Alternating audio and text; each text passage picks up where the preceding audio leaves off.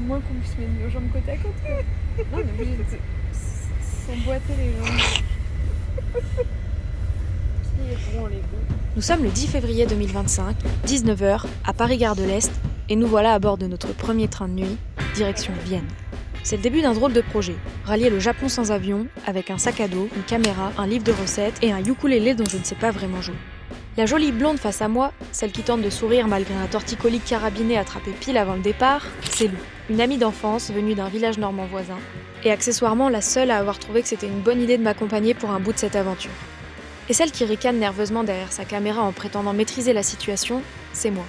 Chloé, 25 ans, normande de père en fils, et l'idée un peu folle de traverser la planète en train, bus et autostop à la rencontre de celles et ceux qui perpétuent les gestes et les saveurs traditionnelles pour remplir mon carnet de recettes et de portraits. Alors après des mois de préparation dans ma chambre, c'est parti, je vous embarque pendant 1 an dans mon aventure. Et pour ceux qui ne le savent pas encore, ça s'appelle les yeux plus gros que le monde. Ça y est, c'est le jour J. Et je quitte la Normandie avec un temps bien normand.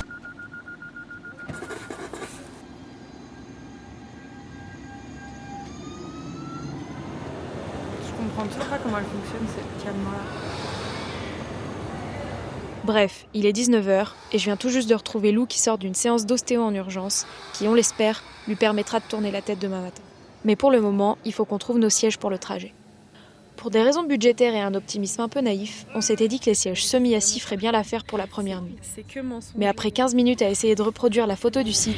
Mais oui, mais même si tu veux allonger, ça veut dire que tu dors sur moi là. Ouais, mais tu vois, s'il y avait un truc entre nous deux, il y en a une qui casse. Et puis là, l'autre là, en vrai. On a dû se rendre à l'évidence.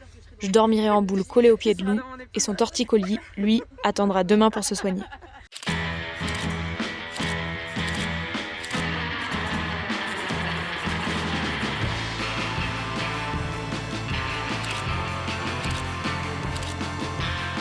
Qu'est-ce que tu fais? Je cache mon argent. En cas d'urgence, personne ne cherche dans une boîte de pièces. Température approximative de 0 degré et il a neigé cette nuit.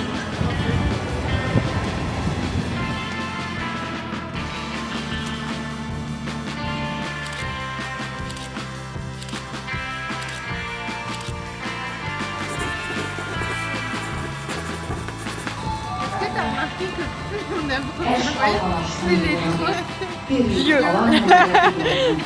c'est quoi ces marches? Waouh.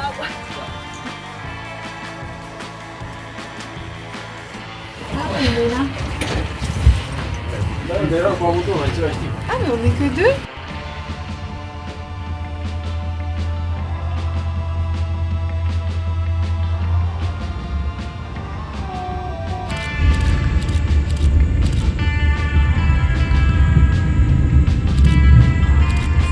Je suis en train de te faire un petit lit aux petits oignons avec une plaie d'oreiller sans oreiller.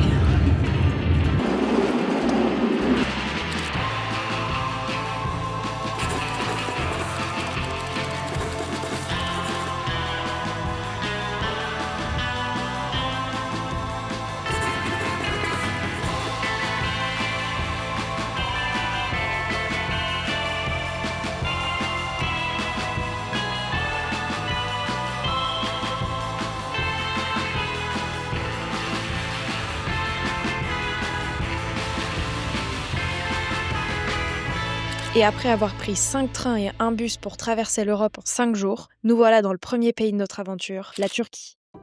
Si j'ai choisi de commencer mon aventure en Turquie, ce n'est pas un hasard. Ce pays est un carrefour, un trait d'union entre l'Europe et l'Asie, entre des siècles de traditions qui se transmettent et un futur moderne, d'ailleurs bien plus moderne que ce à quoi je m'attendais pour être honnête. En effet, ici, tout cohabite. Les mosquées centenaires et les gratte-ciel flambant neufs, le muezzin qui appelle à la prière,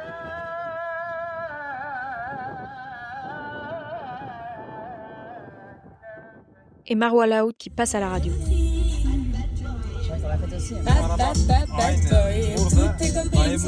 Alors même si on arrive dans un contexte économique d'inflation, le pays tente à se développer, construire, exporter.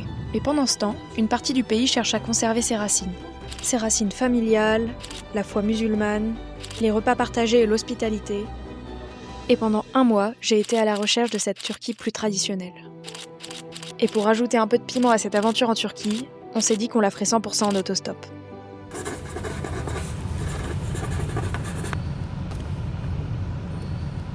Vous l'aurez compris, avec l'eau, on n'allait pas rester longtemps à Istanbul. Alors après avoir pris quelques jours pour se reposer, testé les hammams publics et pris nos marques dans le pays, on apprend qu'une tempête de neige est annoncée. Et ça tombe bien, on avait besoin que de ça pour s'élancer en autostop. Bonne petite neige, 0 degré, tout va bien quoi. L'enfer de tout autostoppeur même aguerri, c'est de sortir des grandes villes. Et à ce moment-là, on ne sait pas si l'autostop fonctionne en Turquie, où on dormira ce soir, et même où on va vraiment. Mais bon, quand faut y aller, faut y aller. Hein. Et après 15 minutes qui en paraissent 90 tellement on a les mains gelées, Premier autostop. on gardera l'identité de notre chauffeur secrète, car il a, selon ses dires, une femme très jalouse. Peut-être qu'à ce moment-là, il s'imagine que ma petite caméra et moi, on est célèbres à l'international. Toujours est-il qu'on le remerciera jamais assez de nous avoir sortis de cette galère, et surtout, de nous avoir déposés sur un bord d'autoroute. Ok. Sauf que là, on réalise que... Donc là, on n'a plus le choix en fait. Faut que ça marche parce que sinon, on est coincé ici. Mais malgré nos accoutrements, on n'aura attendu que 2 minutes pour trouver un nouveau chauffeur, Onur. Et malheureusement, Onur, comme beaucoup de Turcs qu'on croisera ensuite, ne parle pas anglais. Alors on sort notre téléphone et c'est parti pour une conversation à 4, lui, nous et la voix de notre traducteur. Et directement, il nous dit qu'il va réfléchir à comment nous aider. Mais ce qu'on ne savait pas, c'est que ce serait lui dès le premier jour qui nous ferait découvrir l'hospitalité turque.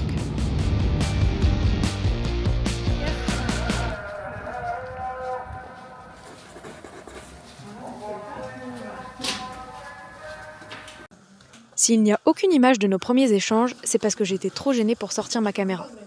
Mais comme j'ai oublié de l'éteindre, j'ai 5 minutes d'audio dans ma poche et je me suis dit que ça serait dommage de ne pas vous en faire profiter. Hello, nice to meet you. Chloé. Tilay. And Lou. Nice to meet you. Hoş geldiniz. Après de brèves présentations et la visite de leur salon, la première chose qu'ils nous ont proposé, c'était de nous laver les mains. Ce qui a mené à un grand débat philosophique avec Lou.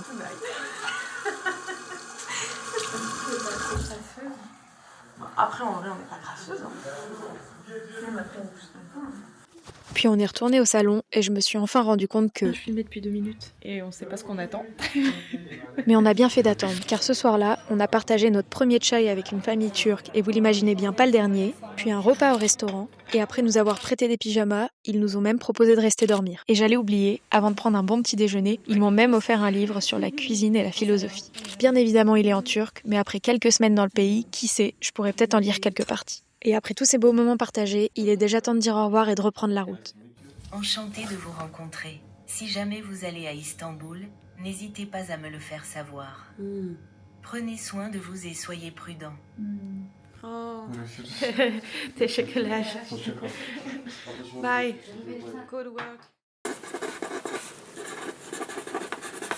Pour cette deuxième journée d'autostop, la température ne s'est pas améliorée. Mais heureusement pour nous, elle fonctionne aussi bien que la première. Et alors qu'on s'imaginait rejoindre Konya en 3 jours puisqu'il y a 600 km, notre chemin croise celui d'un chauffeur de camion. Et une nouvelle aventure commence. Ok, il s'est arrêté. À ce moment-là, 30 mètres nous séparent du camion, ce qui nous laisse le temps de partager nos ressentis. Et généralement, Lou est la plus enthousiaste de nous deux. Génial, j'ai toujours rêvé de faire un tour de camion. Et puis il y a ma réaction. Moi, ça me fait flipper. Il y a cette petite voix dans ma tête qui me dit « Non mais ça va pas, t'es complètement inconsciente ». Mais avec Lou, on a trouvé un moyen de fonctionner. On sert d'un outil dont on se sert peu dans la vie, notre intuition. Si une de nous met son veto, alors on ne monte pas dans la voiture. Ce jugement est évidemment subjectif et hâtif, mais en autostop, on n'a pas vraiment le choix. Et en pratique, ça donne plus ou moins ça. Tu le sens comment? Content? Vas-y, on est... Et à ce moment-là, on le sentait bien.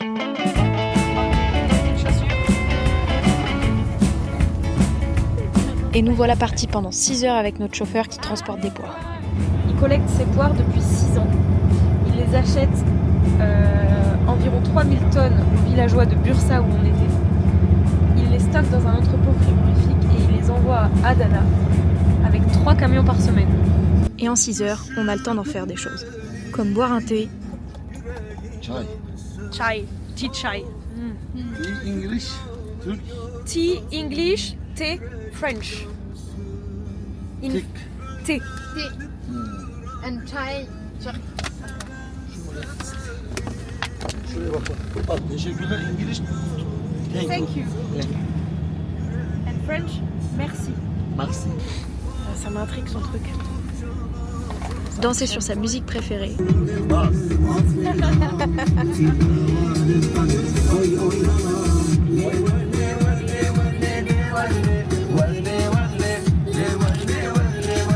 Téléphoner à tous les membres de sa famille. What's your name? How old are you? Et même dîner avec notre chauffeur qui nous offrera le repas, même si on a essayé de refuser. Avec notre chauffeur. Hello. Comment on dit bon appétit? Affedersin. Les repas ici, souvent, c'est avec la petite sauce là. On a les petites brochettes. Du pain. On a toujours une petite salade et la petite soupe. Et même si en bonnes aventurières raisonnables on s'était promis de ne jamais faire de stop la nuit, la vie, ou plutôt une tempête de neige, en a décidé autrement. Résultat, on a pris du retard et il est 23h45 et on est au bord de l'autoroute à 8 minutes en voiture de chez notre hôte, mais à 1h20 à pied. Alors on croise les doigts, on colle un sourire surgelé sur nos visages et on crie très fort pour que l'autostop fonctionne aussi bien de jour que de nuit. Il fait combien dehors? Il fait -7. Ah, tu m'étonnes qu'on avait froid. -7, tempête de neige. Et il est quelle heure? Minuit dans quelques secondes. Et finalement à minuit 15, nous voilà enfin arrivés.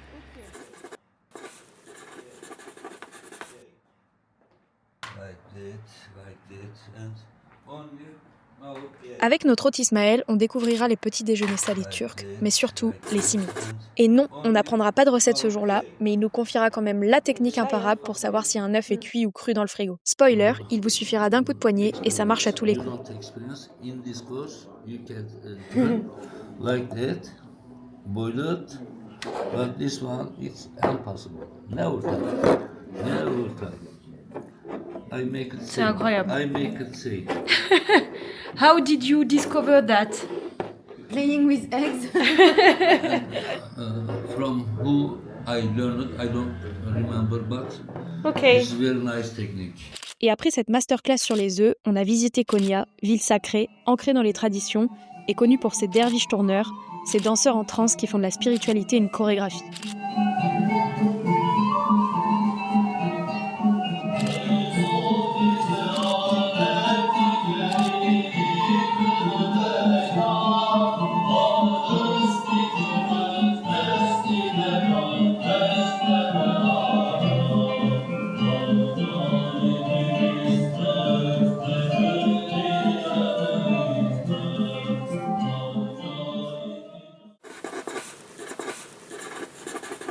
Teşekkürler. Goodbye and thank you so much. Et il est temps de dire au revoir à Ismaïl et de reprendre le stop, direction la Cappadoce.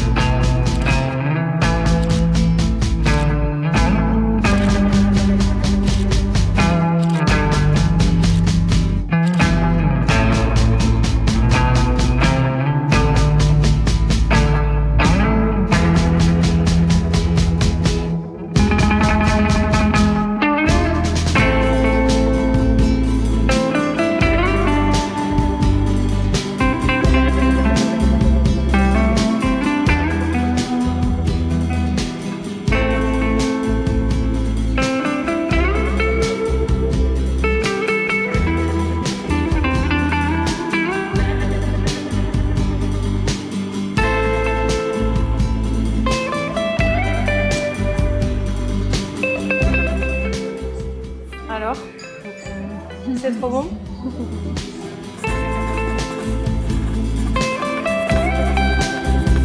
Parce qu'un petit tour du monde culinaire, ça passe aussi par le partage de recettes françaises, mais comme on n'a pas de louche, ce soir on a décidé de faire des crêpes, mais un peu en mode improvisation.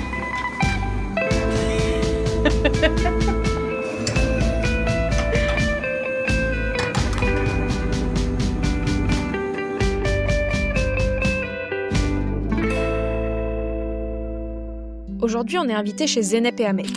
Zeynep est femme au foyer, mais dans son village, tout le monde la connaît. Pas parce qu'elle parle fort, mais pour sa cuisine. Car avec son mari musicien, elle a transformé leur maison en café-restaurant. Alors dès que l'occasion se présente, elle enfile son yasma et devient chef pour nourrir tout le village. Et aujourd'hui, elle va nous transmettre une recette traditionnelle héritée de son arrière-grand-mère, les manti turcs.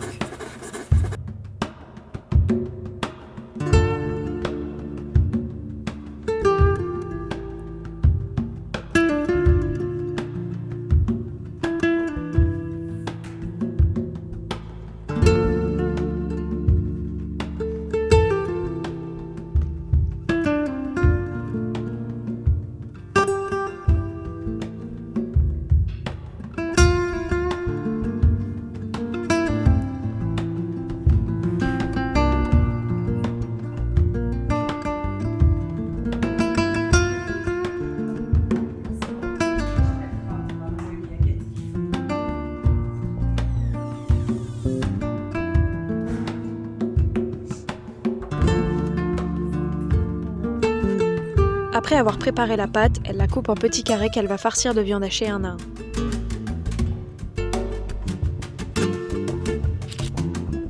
Elle m'explique que c'est sa recette préférée et elle est ravie de me la faire car normalement son mari Ahmet n'aime pas ça. Je m'excuse auprès de lui, mais au fond de moi, je me dis que ça nous en fera plus. Et pendant qu'elle façonne des mini-bourses, elle m'explique qu'il y a 2 techniques. Une plus rapide pour la maison et une plus raffinée quand il y a des invités. Et comme vous pouvez l'imaginer, hors de question pour elle aujourd'hui de ne pas faire la technique des invités. Et dernière étape, elle plonge les raviolis dans une eau bouillante à la tomate. Et elle nettoie sa cuisine qui était pourtant déjà impeccable. À ce moment-là, je me dis que je suis pas sûre qu'elle aimerait m'avoir comme fille. Et en attendant, Ahmet nous régale à sa façon avec un air de saz.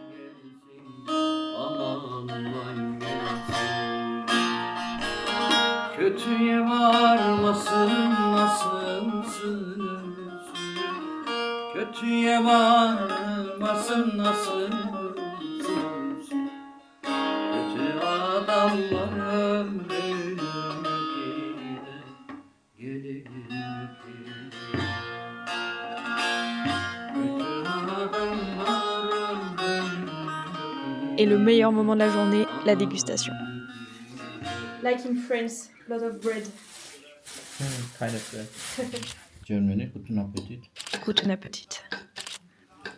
Petite soupe de lentilles corail. Excellente. Et on teste les mantis avec du yaourt turc et non pas grec dedans. I had that in a restaurant 3 days ago, but there is no comparison. It's just Yesterday I didn't like it. and it's amazing right now. Et pour le dessert, on dégustera les crêpes qu'on avait préparées la veille.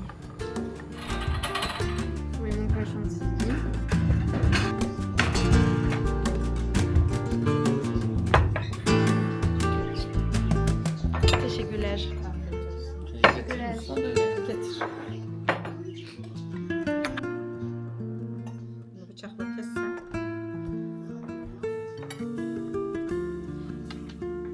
Nous sommes très heureux que vous soyez venus. Nous avons hâte de vous revoir l'année prochaine. Çok teşekkür ederim.